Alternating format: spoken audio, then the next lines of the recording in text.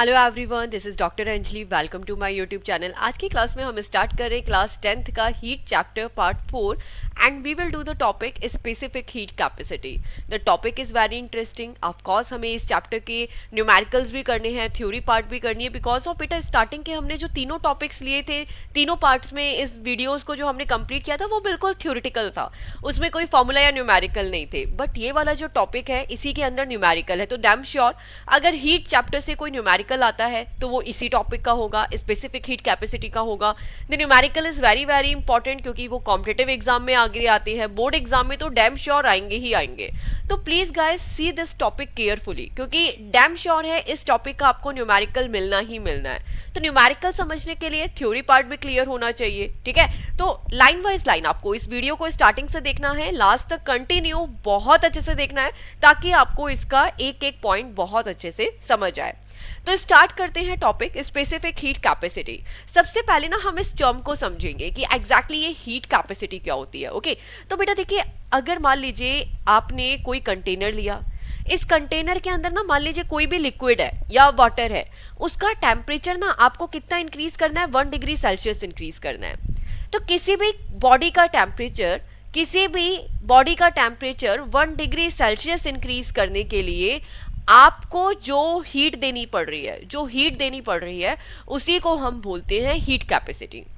Once again, किसी भी substance, actually substance use कर सकते हैं यहाँ पे वर्ड, किसी भी सब्सटेंस का 1 डिग्री सेल्सियस टेम्परेचर इंक्रीज करने के लिए जो हमें हीट देनी है उसी को हम क्या बोलते हैं, हीट कैपेसिटी।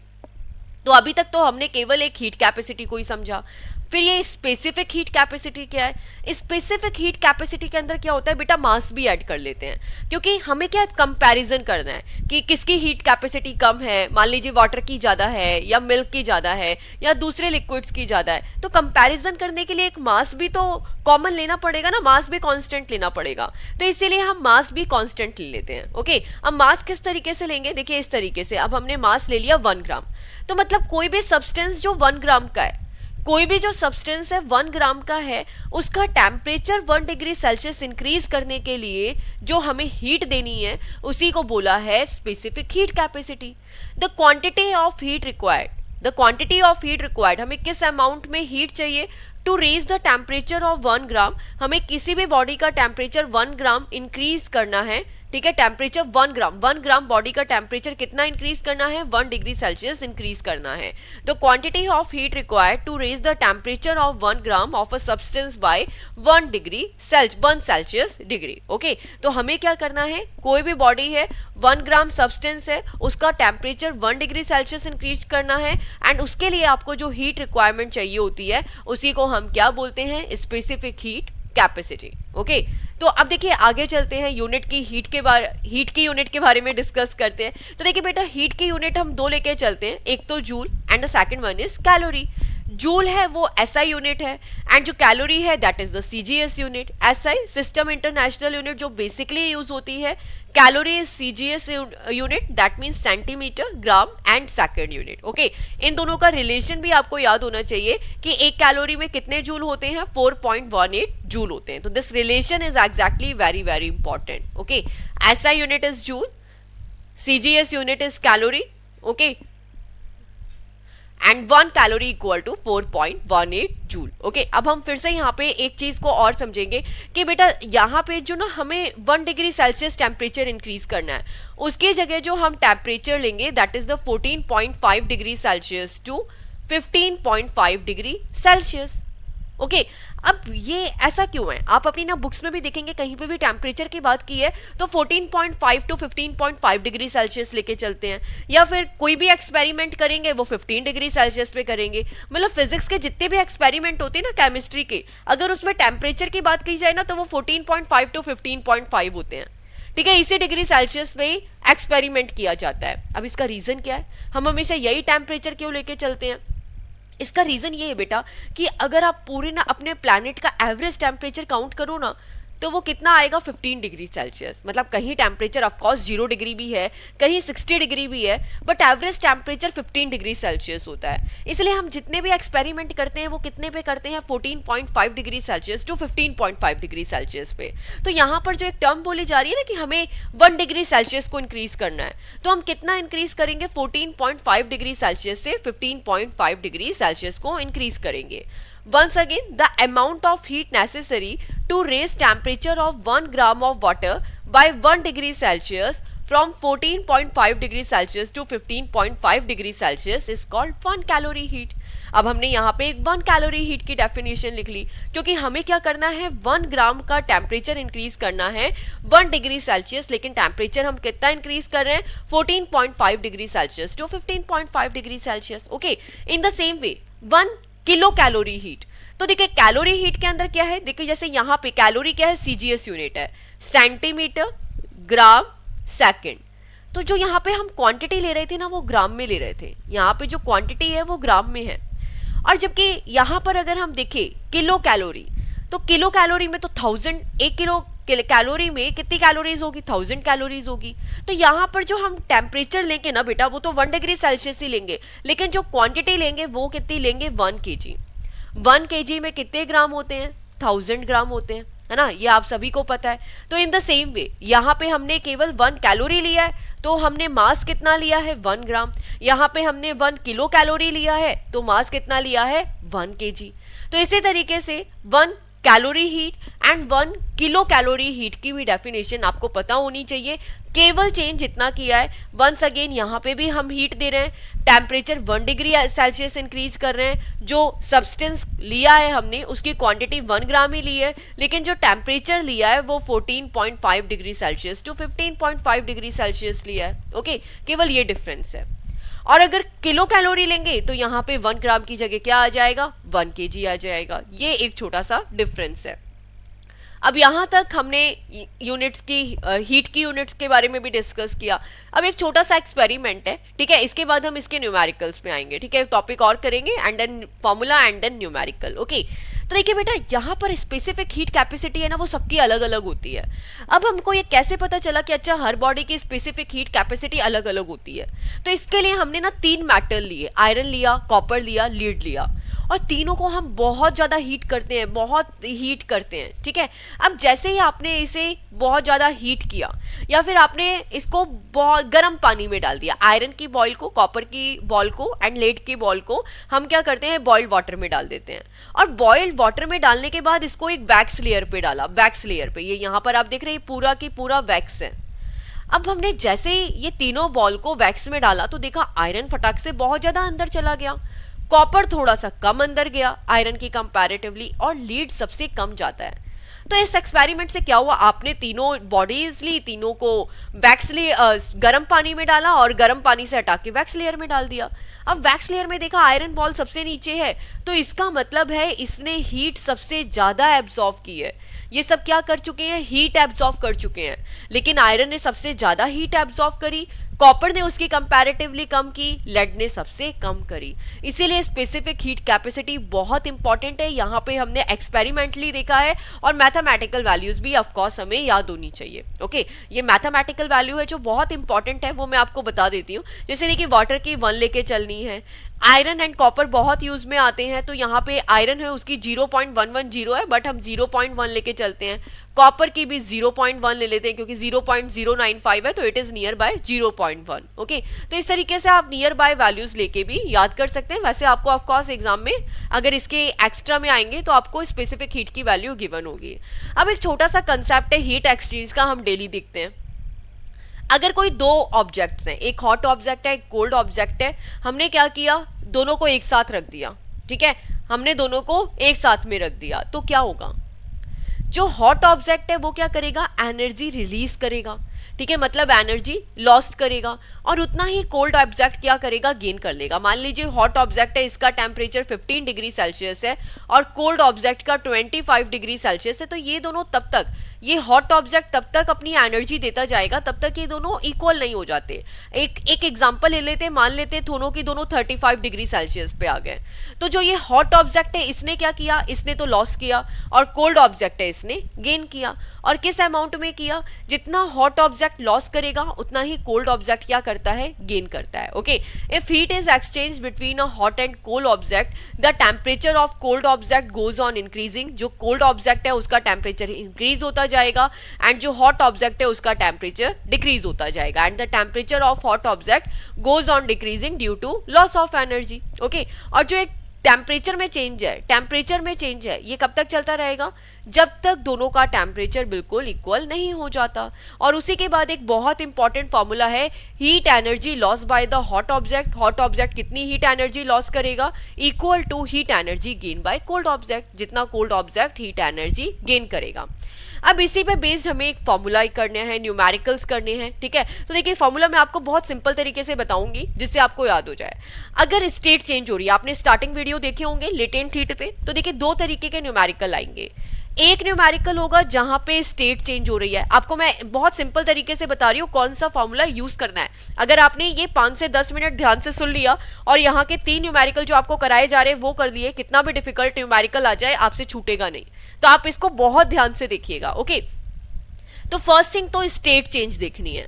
मतलब मान लीजिए कि आइस क्यूब है वो वाटर में कन्वर्ट हो रहा है, वाटर है वो स्टीम में कन्वर्ट हो रहा है, या जो आइस है वो सीधे स्टीम में कन्वर्ट हो रही है, तो वहां पे क्या होगा, स्टेट चेंज होगी। क्या होगा, स्टेट चेंज होगी। अगर स्टेट चेंज होगी तो हमें हीट का कौन सा फॉर्मूला लेना है, m इंटू एल। कौन सा फॉर्मूला लेना है, m इंटू एल। तो जो m है वो तो क्या है, मास है, और जो l है वो क्या है, लेटेंट हीट है। क्या है, लेटेंट हीट है। तो दो टाइप की हीट आपको मिल सकती है, एक तो लेटेंट हीट ऑफ फ्यूजन जब सॉलिड लिक्विड में चेंज हो रहा है, या लेटेंट हीट ऑफ वेपोराइजेशन जब लिक्विड किस में चेंज हो रहा है, स्टीम में चेंज हो रहा है। तो दोनों में से कोई भी आपको मिल सकता है। तो एक टाइप का हो गया state change, that is very easy, Q equal to m into L. अब दूसरा है कि मान लीजिए अब स्टेट चेंज नहीं हो रही है, ठीक है, स्टेट चेंज नहीं हो रही है। मान लीजिए कोई पानी है, पानी के अंदर आपने कोई बॉल डाल दी, ठीक है, हॉट बॉल डाल दी, और यहाँ पे जो पानी का टेम्परेचर है वो तो बहुत कम है, तो जो ये हॉट ऑब्जेक्ट है ये क्या करेगा, अपनी एनर्जी रिलीज करेगा, ठीक है, अपनी एनर्जी लॉस करेगा, और जो ये पानी है वो क्या करेगा, गेन करेगा। एक एग्जांपल ले लेते कि मान लो आपने कोई भी 50 डिग्री की बॉल थी वो इस पानी में डाल दी, और पानी का टेम्परेचर है 10 डिग्री सेल्सियस, तो पानी का टेम्परेचर बढ़ जाएगा, और जो ये बॉल आपने डाली है 50 डिग्री सेल्सियस की, इसका टेम्परेचर कम हो जाएगा। ऐसे ही होगा, लेकिन दोनों की हीट एट लास्ट इक्वल हो जाएगी, दोनों की हीट क्या होगी, इक्वल हो जाएगी। ऐसे ही होगा। अब उस केस में फॉर्मूला क्या होगा, Q equal to M C del T, ठीक है। किस तरीके से, m तो मास है, C क्या है, स्पेसिफिक हीट है, m क्या है बेटा यहाँ पे, मास, C है स्पेसिफिक हीट। अगर वाटर के केस में स्पेसिफिक हीट क्या लेके चलते हैं, 1, एंड T क्या है, टेम्परेचर। ये तो सिंपल सा कौन सा केस है, अगर आपको चेक करना है किसी बॉडी में कितनी हीट है। लेकिन अब दो चीजें हैं, एक ने तो अपनी एनर्जी क्या करी, एक ने तो अपनी एनर्जी गेन की है, और एक ने एनर्जी लॉस की है, और दोनों की दोनों क्या होंगे, इक्वल होंगे। अब हमें न्यूमेरिकल थोड़े डिफरेंट मिलते हैं। हमको जो पानी डाला है वो किस में डाला है, कैलोरी मीटर में डाला है। न्यूमेरिकल इसी टाइप का मिलेगा, एक ही टाइप का न्यूमेरिकल है, 10th में क्या 12th में भी इसी टाइप का न्यूमेरिकल है, और कॉम्पिटिटिव एग्जाम पे भी इसी बेसिस पे न्यूमेरिकल आता है, ठीक है। तो थर्ड वाला जो पार्ट है नॉर्मली बच्चे इसमें मिस्टेक करते हैं। फर्स्ट वाला इज इजी, केवल एक सिंपल सा formula m into L. Second वाला is also easy, M C del T, लेकिन डिफिकल्ट है थर्ड वाला, क्योंकि इसमें 3 चीजें आएंगी, तो ये थर्ड वाला ही समझना बहुत जरूरी है। थर्ड वाले के अंदर क्या है, मान लीजिए कि एक तो आपने कैलोरी मीटर लिया, ये जो कंटेनर है इसी को कैलोरी मीटर बोला है, इसके अंदर हमने पानी डाला है, तो जो इन दोनों की हीट हमें निकालनी पड़ेगी, कैलोरी मीटर की भी निकालनी पड़ेगी और जो वाटर है उसकी भी निकालनी पड़ेगी। भाई कोई हॉट ऑब्जेक्ट है, करेंगे क्या, कोई भी हॉट है और कोल्ड है, किसी भी टाइप का ऑब्जेक्ट है, उसे पानी में डाल देंगे, ठीक है, उसे हम पानी में डाल देंगे। तो जो हीट किसकी हुई, पानी की हुई और कैलोरी मीटर की हुई, दोनों को हम क्या करेंगे, ऐड करेंगे। तो वाटर की अलग से निकालेंगे, कैलोरी मीटर की अलग से निकालेंगे, और इसके बाद इसको इक्वेट कर देंगे किसके साथ, जो भी आपने ऑब्जेक्ट डाला है उसकी हीट के साथ, ठीक है, कुछ इस तरीके से है। तो देखो यहाँ पर हमने एग्जांपल लिया था कि कोई हॉट ऑब्जेक्ट है, हमने कोई कैलोरीमीटर के पानी में डाला है, ठीक है, कैलोरीमीटर के अंदर पानी है उसमें डाला है, ठीक है, एंड इस हॉट ऑब्जेक्ट को हमने इधर पुटअप कर दिया। तो हम किस तरीके से ऑब्जेक्ट को पुटअप करेंगे, किस तरीके से हीट को कैलकुलेट करेंगे, heat loss by solid object. ये जो सॉलिड ऑब्जेक्ट है इसने कितनी हीट लूज करी, क्योंकि हॉट ऑब्जेक्ट है तो ये क्या करेगा, हीट को लॉस करेगा। और गेन कौन कौन कर रहा है, एक तो पानी गेन कर रहा है और एक कैलोरीमीटर गेन कर रहा है, दोनों के दोनों गेन करेंगे ना, पानी का भी कैलकुलेट करेंगे, कैलोरीमीटर का भी गेन करेंगे, तो दोनों को हमने क्या कर दिया, प्लस कर दिया। अब जब इसके न्यूमेरिकल करेंगे ना तब बहुत मजा आने वाला है, क्योंकि मुझे पता है अभी भी आपको 50 to 60% ही समझ आया होगा, पूरा अच्छे से समझ नहीं आया होगा। अभी न्यूमेरिकल करोगे तो बहुत अच्छे से समझ आ जाएगा। तो let's, first question is how much heat energy is necessary to raise the temperature of 5 kg of water from 20 degree Celsius to 100 degree Celsius. तो देखिए यहाँ पर वंस अगेन हमें पूछा है कितनी हीट एनर्जी नेसेसरी है, तो हीट एनर्जी को Q से डिनोट करते हैं, वो हमें कैलकुलेट करना है। To raise the temperature of 5 kg, तो जो मास है वो कितना है, 5 kg है, ठीक है, 5 kg of water from 20 degree Celsius to 100 degree Celsius. तो देखिए सबसे पहले हीट एनर्जी का फॉर्मूला क्या होता है, mc डेल टी, और यहाँ पे दो टेम्परेचर है। डेल टी का मतलब क्या है बेटा, डेल टी का मतलब क्या है, डिफरेंस इन टेम्परेचर, दोनों टेम्परेचर पे कितना डिफरेंस है। तो यहाँ पे डेल टी कितना हो जाएगा, T2 माइनस T1। अब यहाँ पे टेम्परेचर कितना इंक्रीज हो रहा है, 20 degree Celsius to 100 degree Celsius. तो हम 100 डिग्री सेल्सियस में से 20 डिग्री सेल्सियस को माइनस कर देते हैं, कितना आया, 80 डिग्री सेल्सियस। अब फॉर्मूला क्या है हीट का, mc डेल टी। तो देखिए मास हमें कितना गिवन है, 5 kg, that is totally fine. इसके बाद है c क्या है, स्पेसिफिक हीट, c क्या है, स्पेसिफिक हीट। और वाटर का स्पेसिफिक हीट कितना होगा, सबसे इजी है, आपको हमेशा याद रहेगा, वाटर का स्पेसिफिक हीट होता है 1। वाटर का स्पेसिफिक हीट कितना होता है, 1। तो यहाँ पे लिखा 1, डेल टी कितना है, 80 डिग्री सेल्सियस। आगे हमने इसे कैलकुलेट किया, तो 5 1 जा 5 एंड 80 मल्टीप्लाई बाय 5, तो कितना हुआ, 8 5 जा 40 एंड 400 किलो कैलोरी, जो हीट की यूनिट है कितनी होती है, किलो कैलोरी। ओके, तो यहाँ पे हमने हीट की को कैलकुलेट किया, कितना आया, 400 किलो कैलोरी। तो इस तरीके से हमें इस क्वेश्चन को सॉल्व करना था, एंड दिस क्वेश्चन तो guys really it's very very easy, ठीक है, बहुत इजी क्वेश्चन था। अब हम आते हैं नेक्स्ट क्वेश्चन पे। तो देखिए नेक्स्ट क्वेश्चन क्या है, जिसके ऊपर सब कुछ हमने डिस्कस किया है, और इसी टाइप का न्यूमेरिकल है ना, यही आपको बोर्ड एग्जाम में मिलने वाला है, टेक माय वर्ड्स, इसी टाइप का न्यूमेरिकल ही बोर्ड एग्जाम में आता है, and this numerical is very very important. Okay, तो इस न्यूमेरिकल को ध्यान से करना है। अ कॉपर स्पेयर ऑफ 100 ग्राम। अब यहाँ पे देखिए कॉपर स्पेयर है, मतलब हम सबसे पहले फिगर ड्रॉ करेंगे एंड इसके बाद न्यूमेरिकल करेंगे ना, तो कभी मिस्टेक नहीं होगी। अब बुक में न्यूमेरिकल में कोई फिगर नहीं दिया है, दैट्स टोटली फाइन, बट हमें तो इसका जो फिगर है वो ड्रॉ करना ही करना है। अब कॉपर स्पेयर ऑफ 100 ग्राम, तो ये लिया हमने 100 ग्राम का कॉपर स्पेयर। सबसे पहले मैं फिगर ड्रॉ कर रही हूँ, is heated to raise its temperature to 100 degree Celsius. अब हमको क्या करना है, इसके टेम्परेचर को इंक्रीज करना है। क्या करना है, इसके टेम्परेचर को इंक्रीज करना है, और कितना इंक्रीज करना है, कितना बनाना है, 100 डिग्री सेल्सियस बनाना है। ओके ठीक है, 100 डिग्री सेल्सियस बनाना है, लेकिन हमें ये नहीं पता कि कितना है, मतलब इसका एक टेम्परेचर तो 100 डिग्री सेल्सियस बनाना है, लेकिन कितने में से बनाना है ये अभी तक क्लियर नहीं है। ओके, अब हमने क्या किया, इसे पानी में रिलीज किया, ये कर दिया इसे पानी में रिलीज। अब यहाँ पे बोला है कि and is released in water of mass 195 ग्राम। तो जो ये पानी है, पानी का मास कितना है, 195 ग्राम है। Okay, and temperature 20 degree Celsius, and जो इसका टेम्परेचर है वो कितना है, 20 डिग्री सेल्सियस है। तो यहाँ पे हम टेम्परेचर भी लिख लेते हैं 20 डिग्री सेल्सियस। तो ये जो डेटा लिखा ये हमने किसका लिखा, वाटर का लिखा। अब आगे लिखा है if the mass of the calorimeter. अब आ गया कैलोरीमीटर, कैलोरीमीटर को भी लेंगे। ओके, तो जो कैलोरीमीटर है, कैलोरीमीटर का मास कितना है बेटा, 50 ग्राम है। ठीक है, और जो ये कैलोरीमीटर है किसका बना हुआ है, कॉपर का बना हुआ है। किसका बना है, कॉपर का बना हुआ है। तो जो कॉपर कैलोरीमीटर है उसका जो मास है 50 ग्राम है, लेकिन इसका टेम्परेचर कितना होगा? देखो दो चीजें हैं यहाँ पे, किसी की भी आपको हीट निकालनी है तो हीट का फॉर्मूला क्या है? mc del T।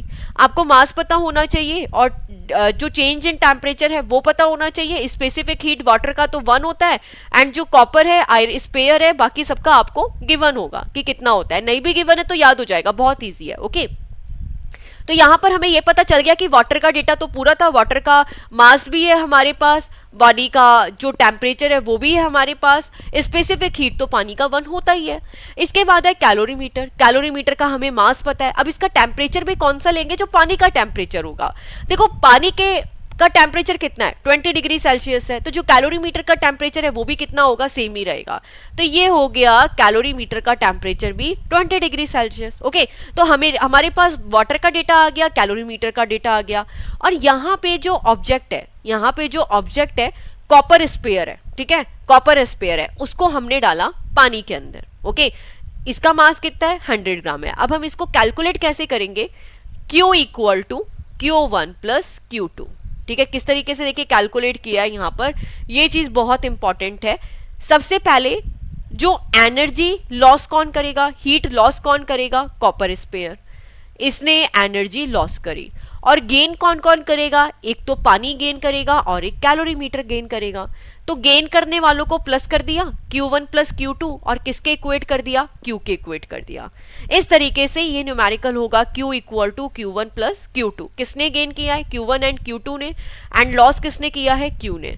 तो आपको फॉर्मूला पढ़ाया है, अभी आपने देखा है लॉस जो कर रहा है वो उतना की उतना गेन कर रहा है, तो Q equal to Q1 plus Q2, ये हो गया फॉर्मूला हमारा।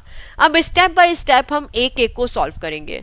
सबसे पहले कॉपर बॉल के लिए सॉल्व करते हैं, ठीक है, कॉपर बॉल के लिए सॉल्व करते हैं। तो कॉपर बॉल के लिए हमारे पास डेटा कितना है?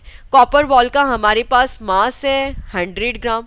कॉपर का स्पेसिफिक हीट कितना होता है बेटा? 0.1 कैलोरी पर ग्राम। आपको ध्यान रखना है, जो कॉपर बॉल है, कॉपर बॉल की स्पेसिफिक हीट कितनी होती है? 0.1। कितनी होती है? 0.1 कैलोरी पर ग्राम, ये हमें याद रखना है। और जो टेम्परेचर है कॉपर बॉल का, डेल टी है, वो कितना होगा? ये कैसे कैलकुलेट करेंगे? तो यहां पर ऐसा लिखा है कि हमने क्या किया, कॉपर जो स्पेयर है ना 100 ग्राम मास का, उसको हीट किया है, ताकि जो उसका टेम्परेचर है कितना हो जाए? 100 डिग्री सेल्सियस हो जाए। Mass is heated to raise the temperature of 100 degree Celsius, but of course उसे पानी में गिराएंगे तो उसका कुछ ना कुछ टेम्परेचर तो डिक्रीज हो गई, ठीक है, उसका कुछ ना कुछ टेम्परेचर तो डिक्रीज हो गई। तो ये हो गया 100 माइनस टी। जो टेम्परेचर में डिक्रीज हुआ है वही तो कैलकुलेट करना है, ठीक है, तो हमने उसको ले लिया 100 माइनस टी। सबसे पहले क्वेश्चन पूरा रीड करते हैं। कैलोरीमीटर का मास हमें गिवन है, आगे क्वेश्चन में क्या पूछा है? What will be the maximum temperature of water. अब भाई पानी का मैक्सिमम टेम्परेचर कितना होगा? तो भाई जो कैलोरीमीटर का टेम्परेचर हो जाएगा वही पानी का हो जाएगा, वही कैलोरीमीटर का हो जाएगा, क्योंकि एग्जैक्टली भाई टेम्परेचर तो चेंज होता ही है ना, वो तो एक जगह से दूसरी जगह ट्रांसफर होगा। आप ये जो कैलोरीमीटर के अंदर कॉपर बॉल को गिराओगे, ये कुछ ना कुछ टेम्परेचर लॉस करेगा, वही टेम्परेचर ये गेन करेगा, तो वही टेम्परेचर तो होगा, है ना। तो डेल टी कितना हो गया? 100 माइनस टी, क्योंकि कॉपर बॉल को गिराया जिसका टेम्परेचर कितना है? 100 डिग्री सेल्सियस, ये पानी में गिरा तो कितना होगा? माइनस हो जाएगा, ठीक है। ये जो टेम्परेचर है यहां पर हम जो रिजल्टेंट टेम्परेचर है उसको टी ले लेते हैं। ये हमने किया कॉपर बॉल के लिए, ठीक है, ये हो गया कॉपर बॉल के लिए। ये टेम्परेचर आपको ध्यान रखना है 100 डिग्री सेल्सियस क्यों लिया है यहाँ पे, मैंने स्टार्टिंग में इसलिए नहीं लिखा था क्योंकि मोस्ट ऑफ बच्चे क्या मिस्टेक करते हैं, वो ना टी की जगह डेल टी की जगह केवल 100 ले लेते हैं, गलत वही हो जाता है। बेटा ये गिर रहा है पानी में तो होगा 100 माइनस टी, इस चीज को ध्यान रखना है। अब हम आते हैं किस पे?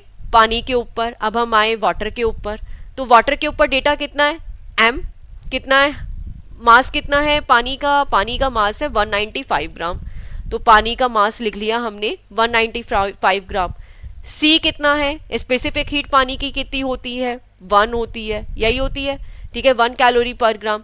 इसके बाद आगे टेम्परेचर कितना होगा? तो जो एग्जैक्टली कॉपर बॉल गिरा है अभी कितना है? 20 डिग्री सेल्सियस है, तो जो कॉपर बॉल है ये क्या करेगी? लॉस करेगी, ये गेन करेगी, तो ये कितना हो गया? T माइनस 20, यही होगा T माइनस 20। जो रिजल्टेंट टेम्परेचर है उसमें से माइनस कर दिया। देखो सिंपल सा दिमाग लगाना है यहाँ पे, एक कंसेप्ट है जो बहुत सिंपल है।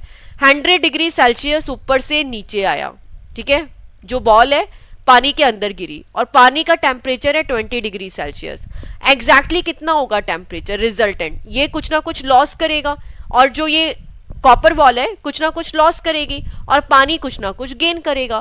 तो कितना गेन हो रहा है वो हमने ले लिया टी, तो 100 minus T and T minus 20।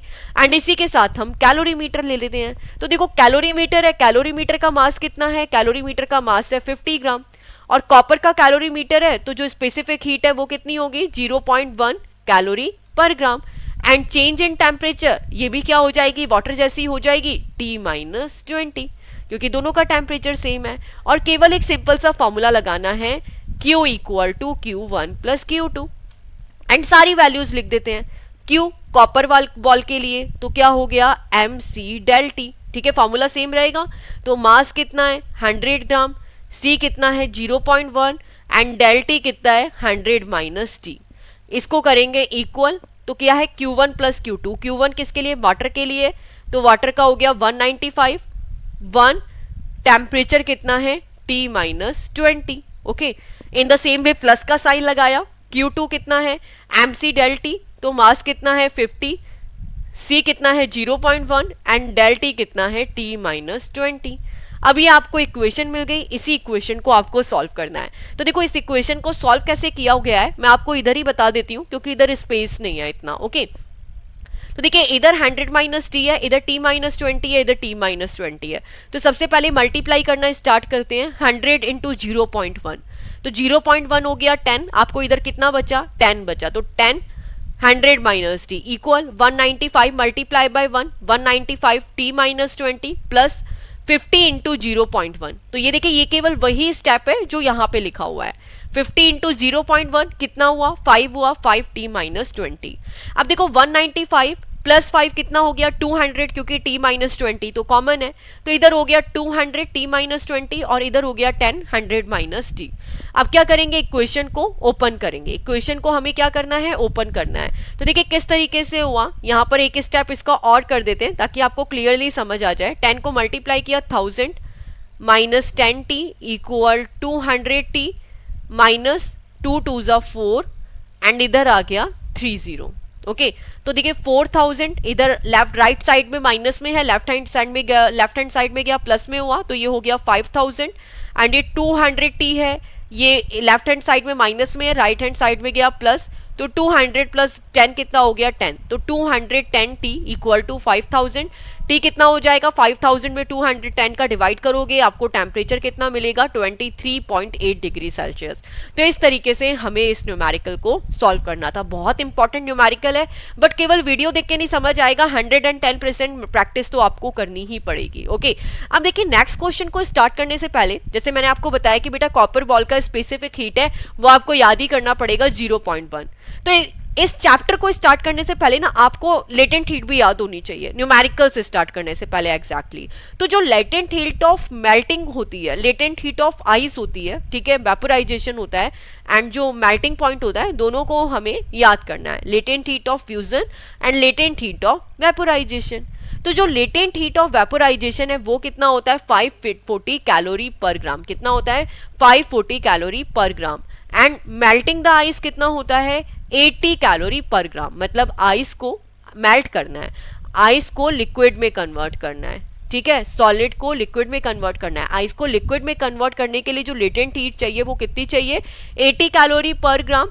और जो यहाँ पर पानी है, पानी को आपको वेपर में कन्वर्ट करना है, स्टीम में कन्वर्ट करना है, उसके लिए कितनी होती है 540 कैलोरी पर ग्राम। क्योंकि इस टाइप के न्यूमेरिकल्स में फॉर्मूला क्या होता है Q equal to M into L, तो आपको लेटेंट हीट याद होना चाहिए। ओके, तो ये कांस्टेंट वैल्यू है, याद कर लेंगे एक बार तो न्यूमेरिकल्स बहुत ईजी हो जाएंगे। ओके, कई बार न्यूमेरिकल्स में दिया भी होता है, कई बार नहीं भी दिया होता है, तो इसलिए याद होना चाहिए।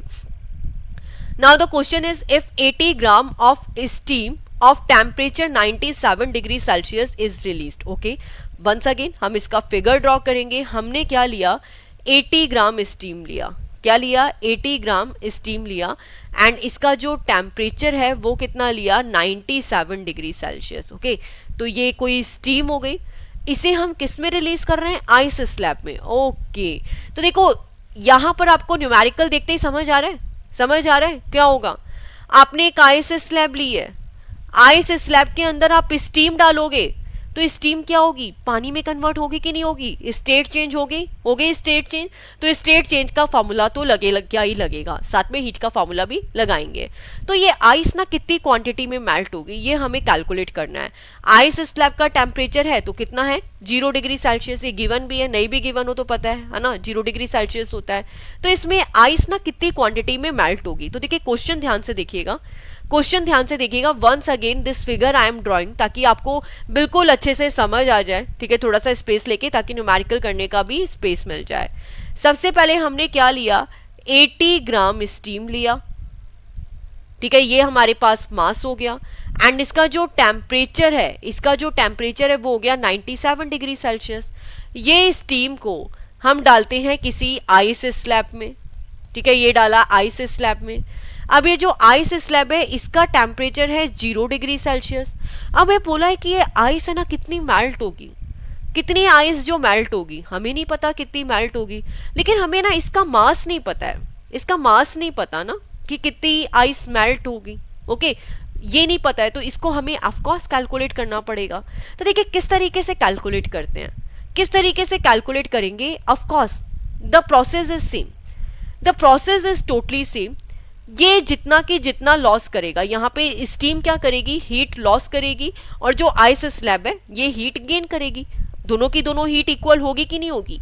तो सबसे पहले हम ये कैलकुलेट करते हैं दोनों में कितनी हीट है। अगर हम यहाँ पे फर्स्ट केस में कैलकुलेट करें, यहाँ पे फर्स्ट केस में, तो देखिए यहाँ पे केसेस किस तरीके से लेने हैं, स्टेप बाय स्टेप इसको सॉल्व करना पड़ेगा। सबसे पहले जो यहाँ पर आपकी स्टीम है, सबसे पहले स्टीम है, स्टीम किस में कन्वर्ट होगी, अगर आइस स्लैब में डाला तो पानी में कन्वर्ट होगी कि नहीं होगी। स्टीम को आप आइस स्लैब में डालोगे तो वो पानी में कन्वर्ट होगी। स्टेट चेंज हो गई, स्टेट चेंज हो गई तो क्या आ गई, इसके अंदर लेटेंट हीट आ गई। अब लेटेंट हीट का फॉर्मूला क्या है, m इंटू एल। तो मतलब जब भी स्टीम है, स्टीम क्या होगी, पानी में चेंज होगी, तो पानी के लिए में चेंज होने के लिए फॉर्मूला हो गया m इंटू एल। तो कितना हो गया 80 इंटू 580। तो ये हमने फर्स्ट पार्ट में इसको सॉल्व किया। लेकिन सेकंड पार्ट में अब क्या होगा, इसका टेम्परेचर रिड्यूस होगा। क्या होगा, टेम्परेचर रिड्यूस होगा। तो देखो दो केस होते हैं ना, हमेशा आपको समझाया है, हमेशा आपको स्टार्टिंग से समझाया है कि बेटा स्टीम ज्यादा हार्मफुल होती है, पानी ज्यादा हार्मफुल होता है। तो आपको बताया स्टीम ज्यादा हार्मफुल होती है। क्यों हार्मफुल होती है, क्योंकि उसके अंदर एक लेटेंट हीट है, छुपी हुई हीट है। तो यहां तक तो कौन सा प्रोसेस था, जब तक स्टीम पानी में चेंज हो रही थी। अब जब स्टीम पानी में चेंज हो जाएगी, ठीक है, 97 डिग्री सेल्सियस ही रहेगा, लेकिन पहले पानी में चेंज होगी तो ये तो लेटेंट हीट हो गई। अब पानी का टेम्परेचर रिड्यूस होगा, उस केस में कितनी हीट होगी, तो उसके लिए फॉर्मूला आया mc डेल टी, ठीक है। तो वंस अगेन मास कितना है स्टीम का 80, स्पेसिफिक हीट कितनी है 97 डिग्री सेल्सियस, एंड टेम्परेचर कितना चेंज हो रहा है, तो ये हमें पता है। यहां पर जो आइस का टेम्परेचर है वो कितना है 97, आइस का टेम्परेचर है 0 डिग्री और स्टीम का टेम्परेचर है 97। तो डेल्टा कितना हो गया 97 माइनस 0, ठीक है, 97 माइनस 0। एंड जो ये यहाँ पे सी है ये तो क्या हो गया 1 हो गया। वंस अगेन मैं लिख देती हूँ 80 इंटू 1, सी का वैल्यू 1 है, पानी का स्पेसिफिक हीट 1 होता है, 97 माइनस 0। तो दोनों केसेस में हमें पता चल गया कि इतनी ही हीट लॉस करेगा। तो जो टोटल हीट है वो इसने कितनी गेन करी। अब इसमें यही पूछा है how much energy will be transfer to the ice. Okay, यहाँ पे जो आइस के पास कितनी एनर्जी ट्रांसफर होगी हम इजीली कैलकुलेट कर लेंगे। तो यहाँ पर टोटल को हम ऐड कर देते हैं, कितनी हो जाएगी Q1 प्लस Q2। तो ये हो गया 80, 540 प्लस 97, ठीक है। आप इसको सॉल्व करोगे तो आपको आंसर मिल जाएगा 50960 कैलोरी। तो इस तरीके से हमें इस न्यूमेरिकल को सॉल्व, ये तो हमने फाइंड आउट कर लिया, 2 स्टेप्स के अंदर हमने ये फाइंड आउट कर लिया कि यहाँ पर जो आइस है ना, आइस के पास कितनी एनर्जी ट्रांसफर गई। हमें ये तो समझ आ गया कि आइस के पास कितनी एनर्जी ट्रांसफर हुई, लेकिन हमें ये नहीं पता कि कितनी आइस मेल्ट हुई है। तो वंस अगेन एक बार इस न्यूमेरिकल का रिवीजन ले लेते हैं, क्योंकि ये बहुत इंपॉर्टेंट है, आपको न्यूमेरिकल अच्छे से समझ आना चाहिए। यहाँ पर देखिए हमने किया क्या है, 80 ग्राम स्टीम है, 97 डिग्री सेल्सियस टेम्परेचर है, किसका है, स्टीम का है। इस स्टीम को गिराया हमने आइस स्लैब के ऊपर। आइस स्लैब में जब गिरती है तो ऑफकोर्स इसका टेम्परेचर आइस स्लैब का 0 डिग्री सेल्सियस है और इसका मास है वो हमें कैलकुलेट करना है कि कितनी आइस है यहाँ पे मेल्ट होगी। ऑफकोर्स स्टीम गिरेगी, आइस तो मेल्ट होगी, लेकिन आइस कितनी मेल्ट हुई है ये हमें नहीं पता, तो इसका मास हमें कैलकुलेट करना है। और यहाँ पर कितनी एनर्जी ट्रांसफर हुई है, तो बेसिकली ओवरऑल हीट कितनी है वो भी तो हमें कैलकुलेट करनी है। तो हीट हमने कैसे कैलकुलेट करी, तो देखो यहाँ पर हम सबसे पहले क्या होगा, सबसे पहले होगा क्या, ये जो स्टीम है वो कन्वर्ट होगी लिक्विड में, ठीक है, सबसे पहले वो लिक्विड में कन्वर्ट हो गई। तो जब स्टीम लिक्विड में कन्वर्ट होगी तो स्टीम का टेम्परेचर 97 डिग्री सेल्सियस, लिक्विड का टेम्परेचर भी 90 डिग्री सेल्सियस। इसके बाद लिक्विड का टेम्परेचर होगा कम, इसके बाद लिक्विड का टेम्परेचर होगा कम। ओके, तो ये 2 स्टेप्स में होगा। तो 2 स्टेप्स को सॉल्व करने के लिए सबसे पहले हमने स्टीम जब लिक्विड में कन्वर्ट हुआ तब कैलकुलेट किया m इंटू एल से। तो मास हमें पता है कितना है 80 और लेटेंट हीट हमें पता है वेपोराइजेशन कितनी होगी, क्योंकि स्टीम लिक्विड में कन्वर्ट हो रही है तो लेटेंट हीट ऑफ वेपोराइजेशन कितना होता है 540, हमने मल्टीप्लाई करके हीट कैलकुलेट कर लिया। इसके बाद लिक्विड में ही कन्वर्ट होगा, पानी में ही रहेगा, लेकिन उसका टेम्परेचर रिड्यूस होगा ना, इधर 0 डिग्री सेल्सियस है इधर 97 है, तो ऑफकोर्स कुछ ना कुछ टेम्परेचर तो रिड्यूस होगा ही होगा। अब वो किस अमाउंट में रिड्यूस होगा वो भी कैलकुलेट कर लेंगे, एम सी डेल टी। तो मास कितना है 80, स्पेसिफिक हीट होता है पानी का 1, डेल टी कितना हो गया, इधर 97 है इधर 0 है आइस स्लैब में, तो 97 माइनस 0।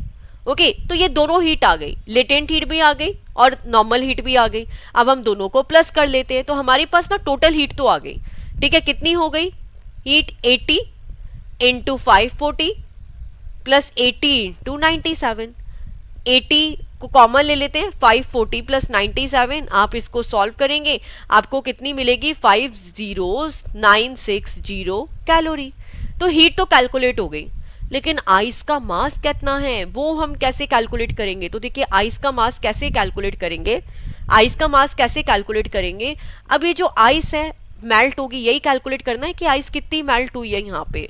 तो ऑफकोर्स आइस लिक्विड में कन्वर्ट होगी, तो यहाँ पर क्या चेंज होगा, लेटेंट हीट का कंसेप्ट, लेटेंट हीट का कंसेप्ट।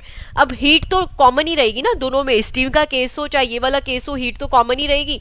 तो Q का वैल्यू है हमारे पास 50960, मास हमें कैलकुलेट करना है। लेटेंट हीट ऑफ फ्यूजन कितना होता है, मतलब आइस मेल्ट कितनी होगी, तो ये हो गया into 80। Latent heat of melting of ice कितना होता है 80 कैलोरी पर ग्राम। अब यहाँ से आप मास को बहुत ही इजीली कैलकुलेट कर सकते हैं, आप इसको 80 से डिवाइड करेंगे आपके पास कितना आ जाएगा 637 kg। तो इस तरीके से हमें इस न्यूमेरिकल को सॉल्व करना था। तो ऑफकोर्स आपको भी 2-3 बार न्यूमेरिकल की प्रैक्टिस करनी पड़ेगी, तभी इस टाइप के न्यूमेरिकल सॉल्व होंगे, रटना नहीं है बट इनको समझ के करना है, क्योंकि ऑफकोर्स एग्जाम में आपको सेम न्यूमेरिकल तो मिलने वाले नहीं है। तो गाइज आज का लेक्चर मुझे बहुत इंटरेस्टिंग लगा, क्योंकि बिकॉज ऑफ प्रीवियस 3 लेक्चर्स वो थियोरेटिकल थे, आज की क्लास में हमने न्यूमेरिकल किए, बट आई होप सो आपको भी न्यूमेरिकल समझ आए होंगे। तो मिलते हैं नेक्स्ट चैप्टर के साथ, नेक्स्ट एक्सरसाइज क्वेश्चन के साथ actually. Thanks for watching guys and please click to subscribe. Bye all.